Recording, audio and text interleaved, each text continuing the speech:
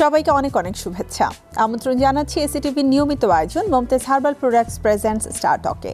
প্রিয় দর্শক, আমি শান্ত জাহান বরাবরের মতো আজও কিন্তু হাজির হয়ে গেছি আমাদের এই সময়ের জনপ্রিয় একজন তারকাকে নিয়ে, যার সাথে আড্ডা হবে, কথা হবে এবং তার কাজের ব্যস্ততা নিয়ে আমরা জানবো। আর যার কথা আমি বলছি, যেহেতু আমি বলেছি এই সময়ের, আপনারা বুঝতেই পারছেন, একদম আমাদের ইয়াং জেনারেশনদের মধ্যে যারা খুব ভালো করছে এবং যাদের জন্য আমি বলবো একই সাথে আমরা আমাদের ছোট পর্দা এবং বড় পর্দা দুটো জায়গাতেই আসলে অনেক বেশি সুযোগ এবং ভালো করার যে একটা প্রত্যাশা নিয়ে তারা কাজ শুরু করে, সেই বিষয়গুলো ফুটে উঠছে। তাদের মধ্যে অন্যতম মডেল এবং অভিনেত্রী সাফা মারোয়া, সে রয়েছে আজ আমার সাথে। চলুন আড্ডা দেই। অনেক অনেক শুভেচ্ছা, কেমন আছো? থ্যাংক ইউ আপু, আপনার থেকেও অনেক অনেক শুভেচ্ছা। আলহামদুলিল্লাহ ভালো আছি, আপনি কেমন আছেন? খুব ভালো আছি, and you are looking so beautiful, মাশাআল্লাহ। Thank you.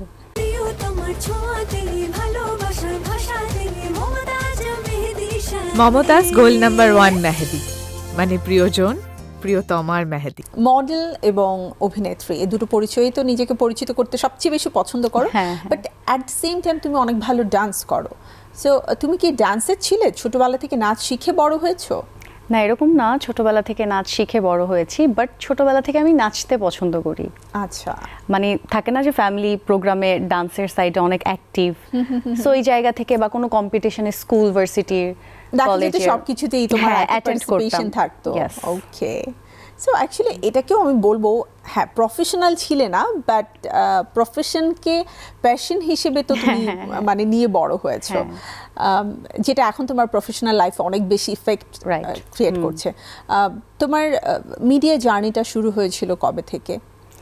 মিডিয়াতে খুব বেশি একটা দিন না, মিডিয়াতে হচ্ছে আমার অলমোস্ট 3 ইয়ার্স প্লাস আর কি।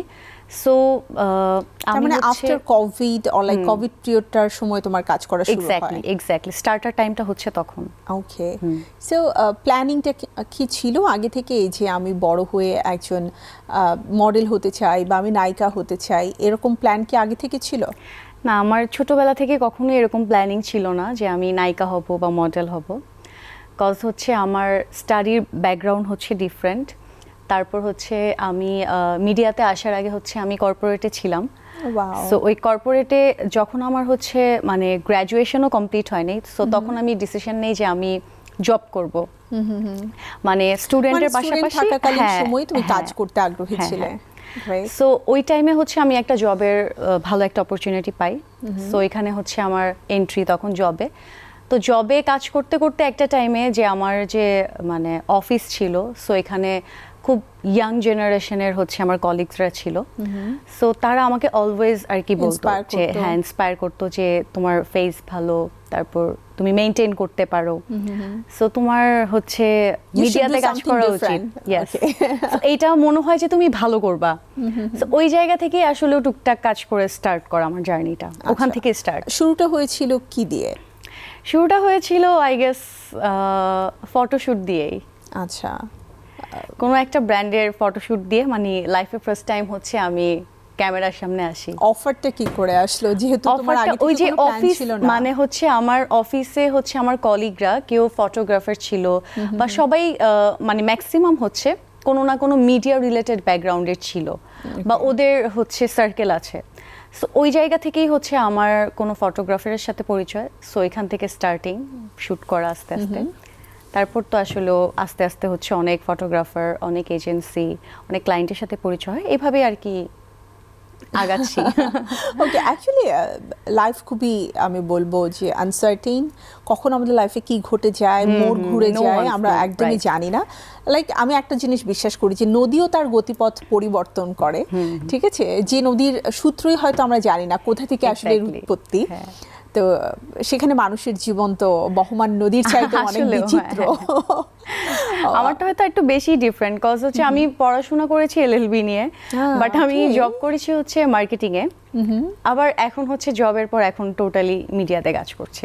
সাধারণত আমরা দেখি ওল্ড টাউনের মেয়েরা খুব সুন্দরী হলে আর্লি বিয়ে হয়ে যায়, পড়াশোনা শেষ করার বিষয়টা একদমই থাকে না। বিকজ আমার যারা আত্মীয় স্বজন রয়েছে, আমি দেখেছি গ্রাজুয়েশন কমপ্লিট করার আগে তাদের বিয়ে হয়ে গেছে, বিকজ ওখানে অনেক বড় বড় ধনাঢ্য ব্যবসায়ীরা রয়েছে, তারা সুন্দর সুন্দর মেয়ে দেখে বিয়ে শাদী করে ফেলে। অ্যান্ড তারপরে এত টাকা থেকে মেয়েরা ভাবে আর পড়াশোনা করে কি হবে। সেই জায়গা থেকে তুমি মানে এত সুন্দর একটা মেয়ে কি করে গ্র্যাজুয়েশন পর্যন্ত কমপ্লিট করলে, মানে এটাতে কি তোমার ফ্যামিলি সাপোর্ট ছিল অর লাইক তোমাকে এই জার্নিটা নিজেই করতে হয়েছে? ফ্যামিলি সাপোর্ট আসলে এই পর্যন্ত যে আসার পিছনে ফ্যামিলি সাপোর্ট খুব একটা ছিল প্রথম দিকে, স্টার্টিংয়ের দিকে তা না। স্টার্টিংয়ের দিকে হচ্ছে মানে টোটালি আমার নিজের উদ্যোগেই হচ্ছে মানে আমার এই যে কর্পোরেট বা মিডিয়াটা চুজ করা, বিকজ ওই টাইমে আমার একদমই ফ্যামিলি সাপোর্ট ছিল না। একটা টাইমে আমার ফ্যামিলি খুবই কনজারভেটিভ ছিল, মানে মিডিয়া বা কর্পোরেট এটা তাদের কাছে আর কি ইজি না। সো এখন হচ্ছে ওইটা নর্মাল হয়েছে বিষয়টা, কজ হচ্ছে মানে থাকে না যে বাসায় আমরা কাজ থেকে জানতেছি যে আসলে মিডিয়ার কাজটা কি বা ওখানে কি কাজ করে, মানে ওভারঅল। আগে তো শুধু আমরা শুনি যে মিডিয়াতে এরকম কাজ বা এটা কাজ ওইটা কাজ, বাট যখন আমার ফ্যামিলি মেম্বার আমাকে দেখছে যে আসলে আমি মানে মিডিয়ার এই কাজেও তো আমাদের অনেক হার্ডওয়ার্ক করতে হয়, তারপর হচ্ছে সব কিছুই মানে এটাতে আমাদের এক্সপিরিয়েন্স লাগে, অনেক কিছুর ব্যাপার থাকে, রাইট। সো ওগুলি যখন দেখছে আর যখন দেখছে যে আমি এই কাজটাকে অনেক এনজয় করি, মানে আছে যে কাজটা আমি ভালোবেসে করছি, সো এই জায়গা থেকে এখন সবাই হচ্ছে নর্মাল এখন অনেক সাপোর্ট appreciate করে, করছে। এখন সাপোর্ট করে। তোমার ছোঁয়াতে ভালোবাসার ভাষাতে মমতাজ মেহেদি সাথে।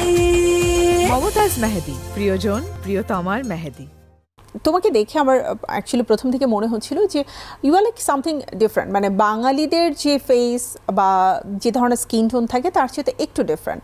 সো হ্যাঁ, নর্মালি তুমি যখন বললে যে ওল্ড টাউন ব্যাকগ্রাউন্ড তখন আমি বুঝতে পারলাম, বিকজ আমাদের মানে মুক্তিযুদ্ধের আগে এবং পরের বেশ কিছু Right, right. কারণে কিন্তু আমরা দেখা গেছে যে এপার ওপার সবকিছু মিলিয়ে সবাই মিলে থাকছি, বিশেষ করে তোমাদের ওই দিককার। তো হ্যাঁ। তোমার যারা একদম পূর্বসূরি ছিলেন তারা কি ভারত আর পাকিস্তান বেসড ছিলেন?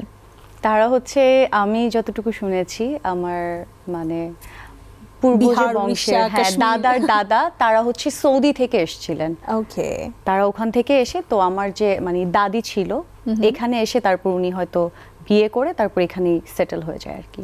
ওকে, সো দাদি কি বাংলাদেশের কোনো যুবকের প্রেমে পড়ে তাকে বিয়ে করে থেকে যায়? হ্যাঁ এমন হ্যাঁ, কোনো রাইট ঘটনা? রাইট, এরকম হয়েছিল।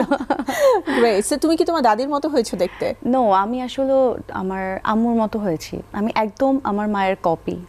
আচ্ছা, সো মায়ের ব্যাকগ্রাউন্ডও কি একই টাইপের? না না না, আমার মানে আমার টোটালি ফ্যামিলিটাই হচ্ছে খুব কনজারভেটিভ, লাইক ধার্মিক। আর আমার মনে হয় যে আমার নামটা শুনলেই অনেকে নামটাই বুঝতে different, পারে যে right. আমি আসলে কেমন ফ্যামিলি থেকে বিলং করি।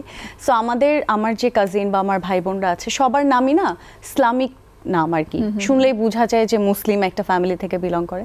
সো আমার ফ্যামিলি একদম ডিফারেন্ট, আচ্ছা, মানে আমি একদম ডিফারেন্ট। আমার সাথে আমার ফ্যামিলির কোনো বা আমার ইভেন আমার যে Mentally মানে কাজিন আছে তাদের সাথেও তারাও হচ্ছে একটু ডিফারেন্ট, মানে পুরন ঢাকার মেয়েরা যেমন ওই যে একটু আগে আপনি বললেন, সো তারা হচ্ছে ওই টাইপের। আমি মনে হয় ফ্যামিলিতে মানে একজন এরকম হয় যে একটু আসলে, বের যে হয়ে ছোটবেলায় আসছি। যে একজন একটু নাচতে পছন্দ করে, একটু হ্যাঁ, গাইতে হ্যাঁ। পছন্দ করে, যে কোনো উৎসব বা যে রিচুয়াল হচ্ছে সেখানে সে সবার চেয়ে Exactly, এরকমই ছিলাম। I think you are like that. হ্যাঁ, হ্যাঁ।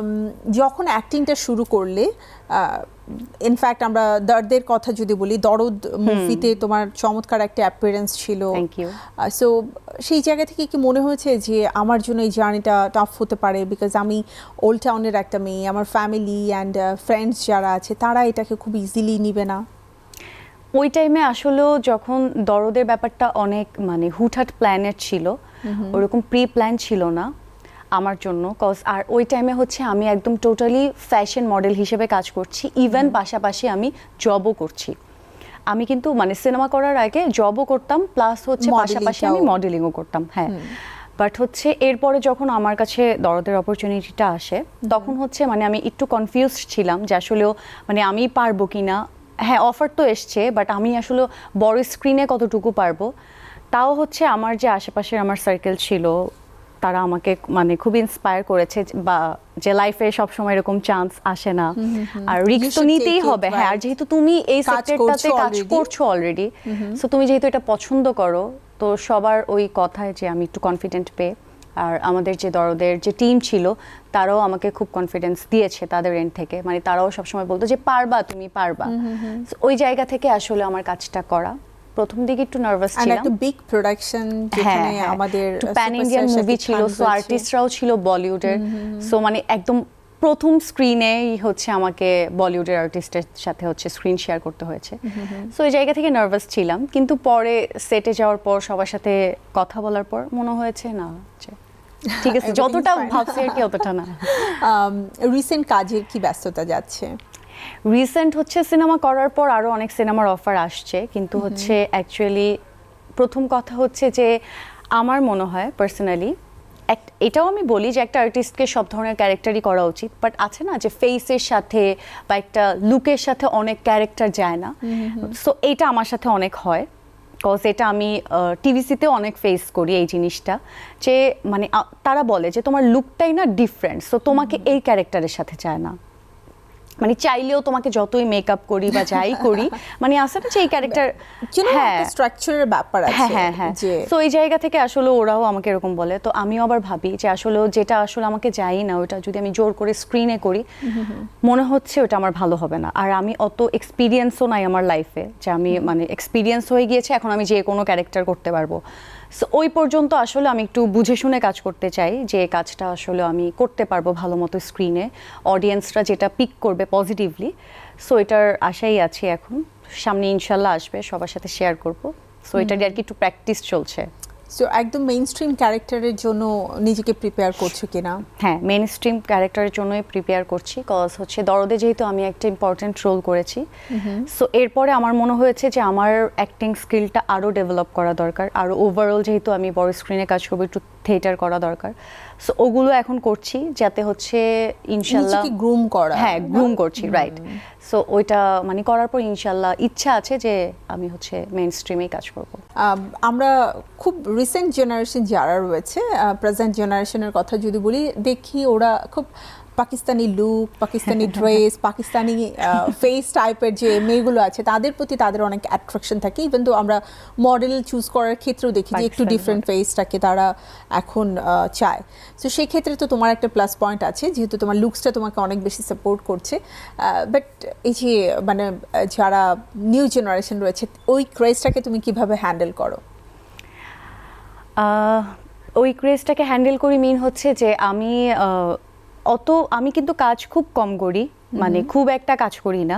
আর সিনেমা করার পর থেকে আরও খুব মানে লিমিটেড কাজ করি, বুঝে বুঝে কাজ করি, যেহেতু বিগ স্ক্রিনে কাজ করেছি আর সামনে করার ইচ্ছা আছে। সো এইটার মেনটেনেন্স আবার একটু ডিফারেন্ট। যখন আমি মডেল ছিলাম তখন যে আমি একটা র্যান্ডমলি কাজ করতাম বা প্রত্যেকটা ব্র্যান্ডের সাথে আমি কানেক্টেড থাকতাম। সো এখন ওই জায়গাটা একটু গ্যাপ আছে, এখন এত র্যান্ডম কাজ করি না। আর আমাকে হচ্ছে মানে ওই যে ক্রেজটা, সো অনেকেই আমাকে সামটাইমস বলে, ইভেন আমি যখন দরদের শুটিংয়ে গিয়েছি, আমাদের দরদের শুটিংটা হচ্ছিল বানারসে। সো ওইখানের ওদের যে টিম ছিল, ইন্ডিয়ার টিম, তারাও আমাকে বলেছে আমাকে দেখে বাংলাদেশি মনে হচ্ছে না। সো আবার এরকম বাংলাদেশেও অনেক প্রোডাকশন থেকে বলে, ইভেন টিভিসিও যখন করতে যাই, ডিরেক্টরের স্ক্রিনে যখন দেখে তখন দেখে বলে এই তোমাকে তো বিদেশি লাগছে, বা তোমাকে তো দেখে মনে হচ্ছে না বাংলাদেশি। সো এটা আমার খুব ভালো লাগে, এটা আমার প্লাস পয়েন্ট মনে হয় যে মানে যেহেতু আমার কাজটাই হচ্ছে স্ক্রিনে খুঁজবে, তখন কিন্তু তোমার কথা চিন্তা করবে। হ্যাঁ হ্যাঁ হ্যাঁ, এটাই হয় যে একটু ডিফারেন্ট যখন খুঁজে, বা যারা একটু ডিফারেন্ট ফেস পছন্দ করে, যারা নিউ কামার আছে ওদের মধ্যে থেকে, তখন হচ্ছে আমাকে ওরা কল করে বা আমাকে নক করে। সো এই কাজগুলো আমি করতে খুব পছন্দ করি। আর এই যে মানুষ আমাকে বলে যে একটু লুকটা ডিফারেন্ট, এটাও আমি খুব পছন্দ করি আসলে। আর এটা আমি অনেক কি বলি মানে থ্যাঙ্কফুল, হ্যাঁ, গডের কাছে যে মানে প্রপার হচ্ছে যেহেতু আমি স্ক্রিনেই কাজ করব, সো ওই ফেসটা এখনো আছে, ওইটা নিয়ে আর কি আগাচ্ছি। তোমার ছোঁয়াতে ভালোবাসার ভাষাতে মমতাজ মেহেদি সাথে। মমতাজ রেড গোল্ড মেহেদি, মানে প্রিয়জন প্রিয়তমার মেহেদি। সাফা কবির এবং সাফা মারওয়া, এটা নিয়ে কখনো কোনো কনফ্লিক্ট তৈরি হয়েছে? আচ্ছা, ওর কল তোমার কাছে চলে যাওয়া, তোমার কল ওর কাছে চলে যাওয়া, সো ওটাকে হ্যান্ডেল কি করে করেছো? ওই তো আর কি, যখন কল আসে এর মাঝখানে হচ্ছে যেহেতু সাফা কবির আপু হচ্ছে ইন্ডাস্ট্রিতে অনেক দিন যাবত কাজ করছে, সো দেখা যায় অনেক মেকআপ আর্টিস্ট বা অনেক এজেন্সির কাছে ওনার নাম্বার সাফা দিয়েই সেভ করা। সো এখন আমার নাম্বারটাও হচ্ছে সাফা দিয়ে তারা মানে সেভ করে। সো অনেক টাইমে আমাকে কল দিয়ে হচ্ছে তার শ্যুটের কথা বলে। সো আমি তখন শকড হয়ে যাই যে আমার তো কোনো শ্যুট ছিল না এটা ডেটে, মানে কনফিউজড হয়ে যাই যে মানে আমাকেই কল দিয়েছেন, আমি কিন্তু সাফা, বলে হ্যাঁ আপনারই শ্যুট ছিল। সো এরপর যখন আমি ডিরেক্টরের সাথে কথা বলি তখন বলতেছিল যে এটা তো মিস্টেক হয়েছে, এটা সাফা কবিরের কল ছিল, ও ভুলে তোমাকে কল দিয়ে দিছে, সো এরকম হয়েছে। বেশ কয়েকবার হয়েছে। হ্যাঁ। এটা আসলে ইটস কাইন্ড অফ ইন্টারেস্টিং একটা ব্যাপার, বাট হ্যাঁ। হ্যাঁ নিজের অনেক সময় যদি মিসআন্ডারস্ট্যান্ডিং ক্রিয়েট হয় সেই ক্ষেত্রে একটু টেনশন। ওকে, সো প্রথমে বলছিলে যে তোমার ফ্রেন্ডরা তোমাকে অলওয়েজ অ্যাপ্রিশিয়েট করে যে তুমি খুব চমৎকারভাবে মেনটেন করতে পারো। সো ওভারঅল যদি মেনটেনেন্সের ব্যাপার আসে তাহলে তোমার স্কিন, তোমার হেয়ার, এগুলোর জন্য কিভাবে করে মানে মেনটেন করো বা কিভাবে কেয়ার করো, লাইক হেলথের জন্য স্পেশাল তুমি কিভাবে নিজেকে টেক কেয়ার করো? আমি স্পেশাল আসলেও মানে ওরকম কিছুই করি না, কারণ হয়তো পুরনো মানেই তো rich আমি food, আমি আরেকটা মোরগ কথা বলি, পোলাও। হ্যাঁ এটা ট্রু। ইভেন আমি যে আজকের কথা বলবো, আজকেও আমি এত হেভি ফুড খাইছি, কজ হচ্ছে আমি অনেকদিন পর আজকে পুরান ঢাকা ছিলাম। পুরান ঢাকাটা এখন আমার কম যাওয়া হয়, সো ওই জায়গা থেকে পুরান ঢাকার মেয়ে হিসেবে হচ্ছে আমি অনেক বেশি ফুডের প্রতি আমার ক্রেভিংস অনেক বেশি। কিন্তু এটা আমার যে ফিটনেসটা, এটা হচ্ছে একটা গড গিফট। মানে হচ্ছে আমার নানুর বাসার ফ্যামিলিতে সবাই হচ্ছে একটু স্লিম, মানে আমরা খাচ্ছি Okay, ঠিকই, okay. ওই যে বলে না অনেকে So যে তোমাদের, খাওয়ার মানে- পরও কেন মোটা, আমাকে দেখলে সবাই এটা বলে, ভাই তুমি তো Wow. খাও কিন্তু তুমি এত ফিট কিভাবে? মেটাবলিজম অনেক বেশি Right, তোমাদের fast. Maybe, mashallah. It's a blessing মাশাআল্লাহ। স্কিন কেয়ার, সো এটার জন্য care. স্পেশাল কোনো কিছু কি করো? স্পেশাল স্কিন কেয়ার, যেটা মান্থলি একটা স্কিন কেয়ার রুটিন থাকে, ওইটাই ফলো করি আর কি। রেগুলার পার্লারে যাওয়া, মান্থলি একটু ফেসিয়াল করা, একটু পেডিকিউর ম্যানিকিউর করা, এছাড়া এক্সট্রা কোনো কিছু করি না। আর বাসায় আর কি যখন আমি হচ্ছে জব আর মিডিয়ার কাজ দুইটা একসাথে করতাম, তখন হচ্ছে আমি একদমই নিজের জন্য কোনো টাইম পেতাম না, কজ হচ্ছে রেগুলার হচ্ছে আমার সময়টা maintain হ্যাঁ করা অনেক অফিস থাকতো, ঝামেলা। আর যেদিনই অফিসের গ্যাপ থাকতো বা ফ্রাইডে স্যাটারডে, তখনই হচ্ছে আমি শ্যুটগুলো পিক করতাম। সো একদম এমনও টাইম যাইতো যে 30 দিন টানা আমার কাজ থাকে, অফিস না হয় শ্যুট। সো এরপরে যখন দেখলাম যে আসলে যেহেতু স্ক্রিনে কাজ করব, নিজেকে মেনটেনও করতে হবে, সবকিছুই ঠিক রাখতে Skin টা হবে, ভালো রাখা Right, অনেক হ্যাঁ। জরুরি। তখন হচ্ছে আমার মনে হচ্ছে যে আমি জবটা এখন বন্ধ করি, জবটা নাই করি, এখন হচ্ছে টোটালি নিজের যেটাতে এফোর্ট হ্যাঁ। দিলে আমি ভালো একটা ভালো feedback রেজাল্ট পাবো। পাবো, যেহেতু আমার এটা কন্টিনিউ করার ইচ্ছা আছে সামনে। সো এটা ভেবেই আসলে আমি হচ্ছে নিজেকে টাইম দেওয়ার জন্য বা নিজের এই যে গ্রুমিং এর টাইম বের করার জন্য, সো এখন যেহেতু আমি জবটাও ছেড়ে দিয়েছি, এখন আর কি টুকটাক So, এখন বাসায়। একদম পুরোদস্তুর একজন মিডিয়া পার্সোনালিটি। হ্যাঁ, হ্যাঁ। সোশ্যাল মিডিয়াতে কতটা সময় দিচ্ছ? আমি সোশ্যাল মিডিয়াতে একদমই অ্যাক্টিভ না, এটা আমি জানি না কেন। বাট বর্তমান সময়ে তো সবাই সোশ্যাল মিডিয়া সবাই কেন্দ্রিক অনেক নিজের অ্যাক্টিভ, মার্কেটিং। আমি মানে দেখতে খুব পছন্দ করি, বাট আছে না যে আমি নিজেরটা শেয়ার করব, যে আমি কোথায় আছি কি করছি, সবাই তো শেয়ার করে এখন। সো এটা আমি একদমই করি না, মানে এটা হয়তো বাই হ্যাবিট। আমি ট্রাই করি সামটাইমস যে কালকে থেকে অ্যাক্টিভ থাকবো, কালকে হ্যাঁ, থেকে অনেক স্টোরি কিছু দিব। করব। হ্যাঁ এক্স্যাক্টলি, এরকম প্ল্যান করি যে কালকে এখানে যাব, এখানে গিয়ে আমি আমি ব্লগ তৈরি করে ফেলবো। রাইট একটা স্ট্যাটাস দিব বা একটা ক্যাপশন দিব, বাট কেন জানি হয় না। ওকে, সো মানে this is not your cup of T, Right. যেটা আমি অলওয়েজ বলি যে এই ব্লগ করা, এটা করা, সেটা করা, এগুলো আমার কাপ অফ টি না। যখন আমার মন চাইবে হ্যাঁ, তখন আমি হ্যাঁ, দিব, হ্যাঁ, বাট অত নিয়ম করে সময় নিয়ে আসলে সম্ভব হয় না। যখন দেখা যায় কাজ করছি, কাজগুলো বের হচ্ছে, ওগুলো শেয়ার করছি বা ওগুলো নিয়ে কথা বলছি বা ওগুলো নিয়ে থাকছি, বাট এক্সট্রা আমি কেন জানি কিছু করি না। সুযোগ হয় না, মনেও চায় না। হ্যাঁ, বাট আমি বলবো যে তুমি তোমার নিজের কাজগুলো দিয়ে যদি সবার কাছে পৌঁছে যেতে পারো, সেটাই আসলে তোমার এটাই ইচ্ছা আছে। অ্যাচিভমেন্ট হবে, সেটাই Right. তোমার যোগ্যতার প্রমাণ হবে। সো অনেক অনেক ভালো লাগলো তোমার সাথে আড্ডা দিয়ে, শুভকামনা আমারও খুব থাকবে, ভালো লাগলো, thank বিকজ you. আমাদের ইন্ডাস্ট্রিতে খুব প্রয়োজন মানে ভদ্র সুশীল, এটা আমি বলবো না। আমাদের এখানে বলে যে মিডিয়াতে ভদ্র সুশীল মেয়েরা কাজ করে না, যেটা খুবই ভুল একটা ধারণা। এটা একদম ভুল ধারণা। আমাদের ইন্ডাস্ট্রিতে প্রপার এডুকেটেড এবং হচ্ছে পার্সোনালিটি সম্পন্ন Exactly. অ্যাক্টর অ্যান্ড অ্যাক্ট্রেসের বড়ই অভাব, যেটা প্রয়োজন। সো তোমার মানে তোমরা যারা নতুন কাজ করতে আসছো, তোমাদের জন্য অনেক অনেক শুভকামনা। Thank you. সো সাফা, তুমি আমাদের অডিয়েন্সের উদ্দেশ্যে যদি কিছু বলতে চাও। অডিয়েন্সের উদ্দেশ্যে বলতে চাই, যেহেতু আমি নিউ কামার, আমার একটা সিনেমাই রিলিজ হয়েছে দরদ, ওইটা থেকেই আমাকে আপনারা সবাই চিনেছেন, আর ওইটাতে আমাকে সবাই অনেক ভালোবাসাও দিয়েছে। আপনাদের ভালোবাসার জন্যই হচ্ছে আমার মানে স্বপ্নটা আরও বেড়েছে যে আমি সামনে এগোবো। তো ওইটার জন্যই আমার প্রিপারেশন চলছে। ইনশাল্লাহ সামনে হচ্ছে আমি একদম অফিসিয়ালি অ্যানাউন্স নিয়ে আমার কাজের কথা আপনাদের সাথে প্রকাশ করব। আর ভুল ত্রুটি যদি হয় অ্যাজ এ ফ্রেশার হিসেবে, অবশ্যই সেটা ক্ষমা দৃষ্টিতেই দেখবেন, আর আপনাদের দোয়া যাতে আমার সাথে থাকে কাজ করার জন্য। Thank you. Thank you. Thank you. প্রিয় দর্শক, আমাদের আড্ডার সময় আজ একদমই শেষ। বিদায় নিতে হচ্ছে, আবারও ফিরে আসবো আগামী পর্বে আপনাদের জন্য আপনাদের পছন্দের তারকাকে সাথে নিয়ে। সবাই ভালো থাকবেন, সুস্থ থাকবেন। আমি শান্তা জাহানের পক্ষ থেকে আপনাদের সবার জন্য রইল আরও একবার অনেক অনেক শুভেচ্ছা। আর হ্যাঁ, Momtaz herbal products presents star টকের প্রতিটি এপিসোড দেখতে ভুলবেন না। আল্লাহ হাফেজ। কমল স্পর্শেরে আশ্বাস সোহাগী অনুভূতিতে প্রাকৃতিক উপাদানে ভরা ত্বকের সাথে Mumtaz number 1 hair removal cream, সৌন্দর্যের আত্মবিশ্বাস।